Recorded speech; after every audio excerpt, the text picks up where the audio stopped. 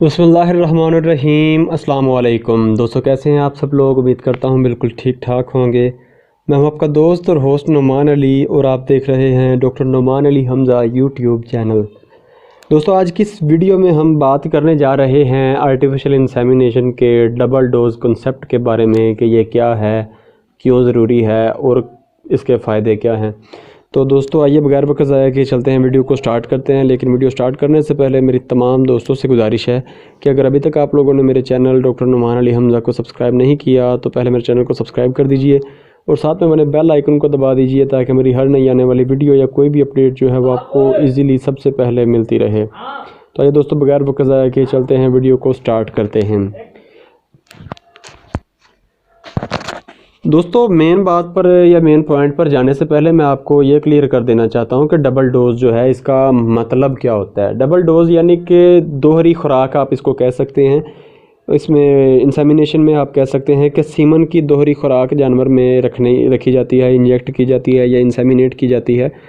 इससे फ़ायदा ये होता है कि बकौल जो हमारे प्रैक्टिशनर हजरात हैं या फिर जो हमारे फार्मर हजरात हैं, उनके बकौल ये है कि जानवर के ठहरने के चांसेस, हामला होने के चांसेस, प्रेग्नेंट होने के चांसेस इससे ज़्यादा होते हैं अगर जानवर को डबल डोज़ रखवाई जाए, यानी कि 2 सीमन स्ट्रा जो हैं वो इंसेमिनेट करवाए जाएं तो जानवर के हामला होने के चांसेस ज़्यादा होते हैं। तो दोस्तों, इसकी ज़रूरत पेश क्यों आती है? असल में दोस्तों होता यूँ है कि जब भी किसी जानवर को, मतलब जो जानवर हीट में बार बार आता रहता है, मतलब उसके अंदर कोई मसला महसूस नहीं होता, लेकिन वो हर 18 दिन बाद, 20 दिन बाद या 21 दिन बाद या 24 दिन तक वो बार बार हीट में आ जाता है, यानी कि उसका हमल जो है वो बरकरार नहीं हो रहा होता, हमल जो है वो नहीं ठहर रहा होता, वो ठीक अपनी मतलब टाइम पर ही अगले माह कह सकते हैं हीट में आ जाता है। जब भी इंसेमिनेशन करवाते हैं या फिर सांड वगैरह से करवाते हैं या फिर बैल से करवाते हैं तो वो दोबारा हीट में आ जाता है। तो इस सूरत हाल में इसका इस्तेमाल किया जाता है। लेकिन इसका तरीक़ेकार जो है वो ये होता है कि आप कम से कम 6 घंटे का वक्फा रखते हैं दोनों डोज़ों के दरमियान। लेकिन हमारे जो प्रैक्टिशनर हजरात हैं वो ऐसा करते हैं कि दोनों जो डोज़ें होती हैं वो एक ही वक्त में जानवर में इंसेमिनेट कर देते हैं। लेकिन ये है कि उससे भी जानवर के ठहरने के चांसेस काफ़ी ज़्यादा हो जाते हैं। जानवर के मतलब वहाँ पर हम ये नहीं कह सकते कि डबल डोज़ की वजह से जानवर जो है वो ठहर गया है या फिर उसके ठहरने के चांसेस बढ़ गए हैं।